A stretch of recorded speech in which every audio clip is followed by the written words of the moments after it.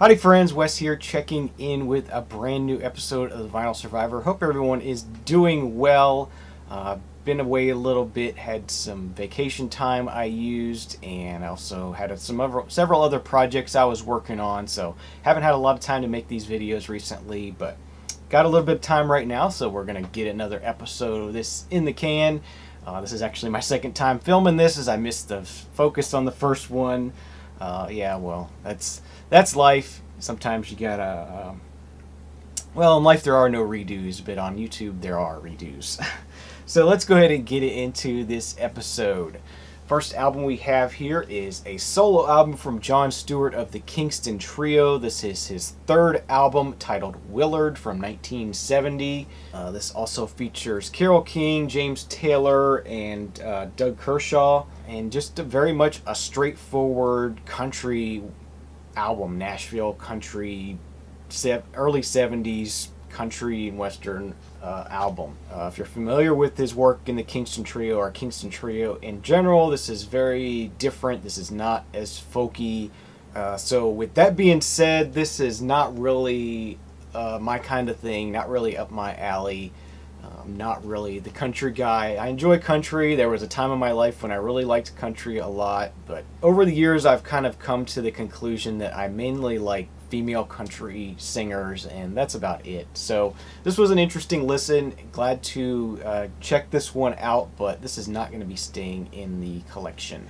This comes on the Capital Orange label. Nothing to note in the dead wax or anything, pretty much your basic stuff. Alright, next up is an album I've talked about before in the past, but it's something that bears repeating, bears talking about again. This is the debut album from Roberta Flack, titled First Take, from 1969. And yeah, this is a dollar bin, thrift store regular, but something everyone should have in their collection. I know a while back we did a top 10 dollar bin records, and I would definitely have this on that list if I were to do it today. Just a very soulful, jazzy, awesome album. I mean, the cover tells the whole story of what this sounds like. You got Compared to What, I Told Jesus, The First Time Ever I Saw Your Face, Ballad of the Sad Young Man, That's No Way to Say Goodbye, Angelito's Negroes. Just a freaking incredible album, and one not to be missed. So if you don't have this, haven't heard it before, and you see it in a dollar bin or a thrift store, grab it. This is on the Atlantic Orange and Green label. And yeah, the main reason this is in the stack is because this is an upgrade copy for me. It's something that's been in my collection for a while, an album I always love, and I'm always looking for a better copy. And this one is really nice and clean, both the jacket and the record itself. So pick that one up if you see it, as I said, going in the collection on that one, obviously. Alright, next thing we have is a solo album from Paul Stookey of Peter, Paul, and Mary. This is just titled Paul and. You may have seen there is a Peter album that looks like this and a Mary album that looks like this. The Peter album is red and the Mary album is yellow, I believe. I believe that's how the colors go on these. Yeah, just sort of a solo project they all did at the same time. So you get some pretty straight ahead, typical folk music on here, mixed with some different sort of sounding kind of things, and a little bit more rock and roll.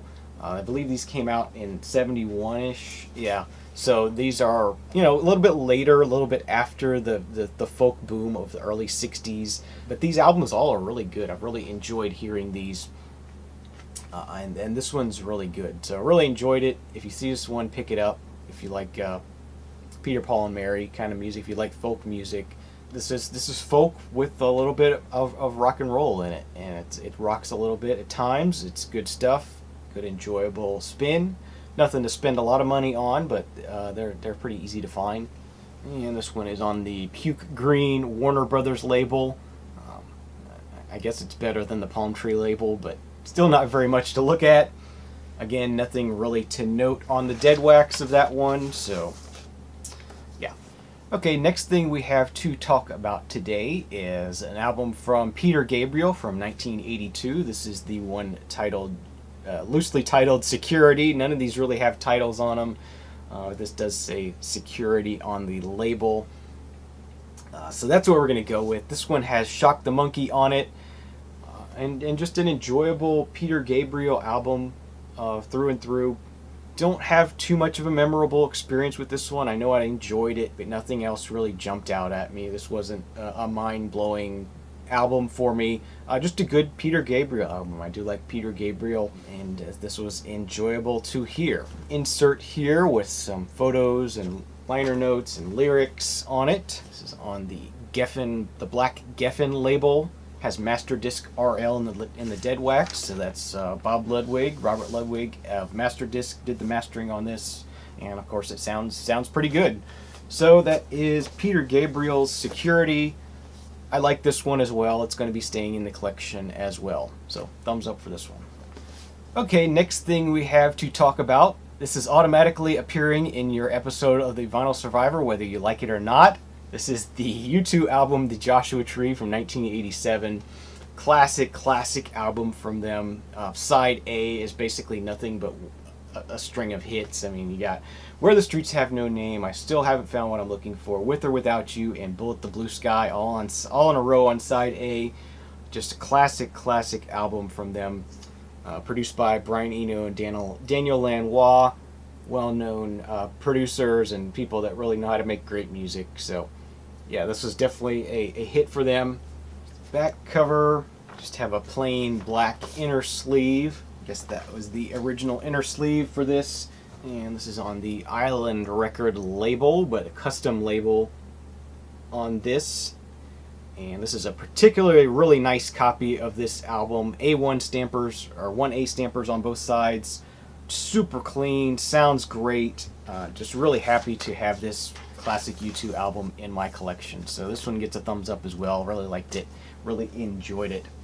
Yeah, I don't know that I ever heard the whole entire album for that. So that was a cool one. Okay, next thing we have to talk about is a Bob Dylan album. This is Nashville Skyline. I believe this one is from '69 also. This one features Johnny Cash on it, as well as Charlie Daniels is featured pretty prominently on here before he really became a well-known musician. But this is, Bob Dylan's country album, I guess you could say. Very much Nashville inspired or Nashville styled. Very iconic album cover art on this one as well. Insert just features some advertising and here's how records give you more of what you want, and we love records, and records give us more of what we want, so that's cool. And this one comes on the Columbia 2i label, 1G and 1F stampers on this one, so fairly early pressing of this.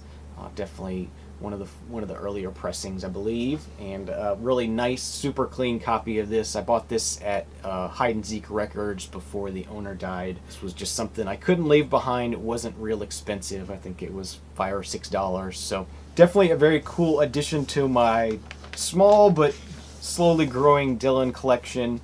So yeah, Nashville Skyline gets a thumbs up for me. I really enjoy the Charlie Daniels influence on this, and just the blending of sort of his folk and rock and country music, I guess you could say, music feeling, music vibe, whatever. A classic album. So that one's going to stay in the collection. All right, next thing we have to talk about is another solo album from Paul McCartney. This is Paul McCartney II from 1980. This was recorded at home in his home studio. It's very experimental. There are several sort of interesting tracks that involve like some loops or samples or very interesting electronics happening on here. At times it can be sort of post-punky, at times it can be disco-y, at other times it's very bluesy, and other times it's just straight ahead, almost sort of a traditional Beatle-esque sort of ballad feel. So, as an album overall, it doesn't really flow real well from song to song, but an interesting collection of songs, and there's some real gems in here that I really enjoyed hearing. Paid $1.25 for this at the library sale. some beautiful inner photography here, very colorful and rich and blue. It makes you think of the summertime. Back cover on that one. Inner sleeve with some liner notes and whatnot on it. And this comes on the Columbia MPL label. Pretty typical for Paul McCartney. I guess it's MPL as McCartney, Paul, and Linda. I guess that's what that means. Not really sure. Next up, this is where the title comes in. Pulled 10 albums, but really it's 9 because one of them was an upgrade, and this is an upgrade to Venus and Mars. This is actually my original. A little bit rough around the edges and a later pressing. This is a later pressing on Columbia, actually. Anyway, let's get to the actual one that's going to be featured in this episode. Here we go. Venus and Mars. A little bit nicer of a copy. This one does have a hype sticker on it. And on the back we have capital EMI, so I'm thinking this one is an earlier pressing of this. Once again, very colorful inner gatefold artwork. Paul McCartney and Wings featured in this one. A printed inner sleeve. An adhesive sticker that shows the planets. Probably wouldn't stick to anything now, but it's nice to have in there. And we got 2 posters. This album was recorded in New Orleans, and so this is, I believe this is the band arriving in New Orleans. A large poster for this one. And then a series of black and white shots with orange and yellow dots being sort of tossed back and forth between the members. Sort of follows the theme of the artwork on this album. And so let's get to the vinyl itself. The main reason that this is an upgrade for me is that it has the inserts with it. I believe I've collected all the inserts for this album now. But this is on, as I said, the Capitol label, and this has mastered at Capitol and stamped in the dead wax with a signature of WLY, so that's Wally Troggett, who we've talked about in the past, a mastering engineer that is well loved and somebody I love as well, and this does sound better than that Columbia pressing I just showed a minute ago. Just a great sounding album, and I enjoyed this okay. This isn't really my favorite Paul McCartney and Wings album. It's an okay album, but yeah, just something to have in the collection, enjoyable, pull it out every now and then. So that's Wings, Venus and Mars. Gets a thumbs up from me. I enjoy it, and it'll be staying in the collection. All right, and the last thing we have to talk about here is a VC album, one that's been around for a while. Haven't really talked about it before. It's been sort of slumbering away in the inbox. I don't know why it ended up in the inbox. It did, though. It took me a while to get to it, and that's Schematic for Blank Stares, Acid Rain. Very much a sort of a jazz fusion-y Hammond organ, a little bit synthy. There's some Moog synth on here. Really interesting, very cool piece of music from the vinyl community. Jeff Greer, John Webb, and Wade Dunham. I believe David Horowitz is the one who was involved in actually making this happen, as well as Nathan Morales did some of the artwork on this, I believe, as well. So just a VC project through and through.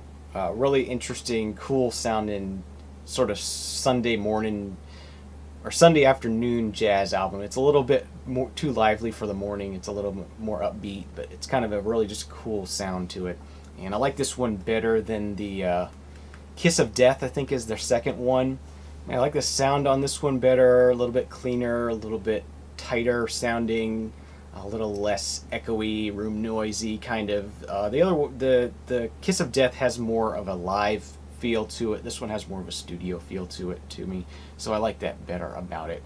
But just a really cool album, and definitely enjoy supporting vinyl community artists. And there is the label for this one, custom labels again, matching the album cover artwork. So I believe this is available to listen to if you haven't If you weren't around at the time when this was released in the vinyl community, if you're new to the vinyl community, I believe this is available to listen to on Bandcamp, as well as both of these albums are still available on vinyl. I believe David still has plenty of both of these. Really affordable, really reasonably priced, and if you're into sort of jazz fusiony Hammond organ kind of stuff with a little bit of synthesizer, some nice drums, and just a cool sort of jam band jazzy kind of feel, then you'll definitely like this. So finishing with some VC love, Acid Rain, Schematics for a Blank Stare. That's it for this episode of the Vinyl Survivor. I hope you enjoyed this episode. Please subscribe if you're not already. Please leave some comments about any of these albums or anything else you have thoughts on. Thanks for watching, and we'll see you again next time. Cheers.